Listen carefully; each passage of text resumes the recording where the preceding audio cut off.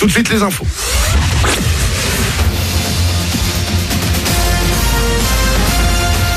Toute l'actu sur Monaco-Menton avec Frédéric Plat.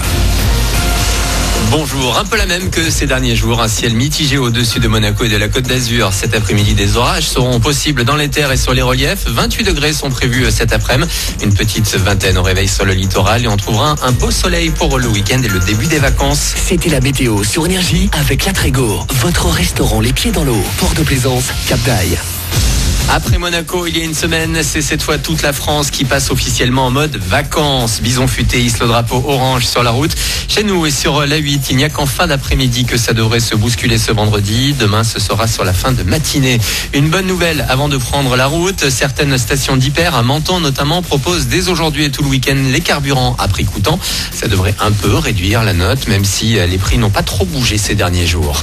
Les vacances, on a souvent la tête à la plage et à la fête aussi. On ne sait pas encore trop quand les boîtes de nuit vont pouvoir ouvrir, mais les terrasses des bars font le plein, parfois jusque tard dans la nuit.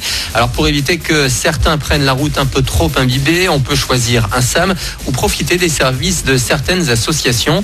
En principauté, il y a Be Safe. Margot est une des membres. On a commencé donc l'été dernier. On avait mis en place 2 navettes sur le port de Monaco de minuit à 6h du matin qui permettaient de ramener les jeunes chez eux, mais en ciblant, en les ramenant que à Monaco. Les débuts n'ont pas été toujours faciles. Vous savez, quand vous êtes 5 jeunes filles, on peut des fois ne pas trop vous prendre au sérieux. On peut se dire, est-ce que ça va marcher? Est-ce que ça va continuer? Est-ce que c'est pas juste une idée qui va durer 6 mois? On a réussi à prouver qu'on était là, qu'on voulait continuer et pérenniser cette association. C'était notre but avant tout. Maintenant, on est contente d'avoir avant tout du soutien et ça attire aussi d'autres personnes de nous soutenir à nouveau. Et le soutien à cette association, là notamment de la mairie de Monaco qui vient de lui offrir un véhicule pour poursuivre son activité sans avoir à faire appel à des prestataires.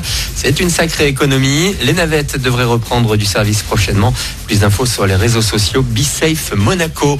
Il est à la une de la plupart des journaux ce vendredi, comme Nice Matin. Emmanuel Macron a donné une interview à la presse régionale. Le chef de l'État adresse les grandes lignes pour les 2 dernières années de son mandat. Il annonce une rentrée très dure. Santé, réforme des retraites, impôts, réforme. Il aborde plein de thèmes. Le président confirme aussi un remaniement dans quelques jours, mais sans donner de nom, sans préciser s'il garde Édouard Philippe comme Premier ministre.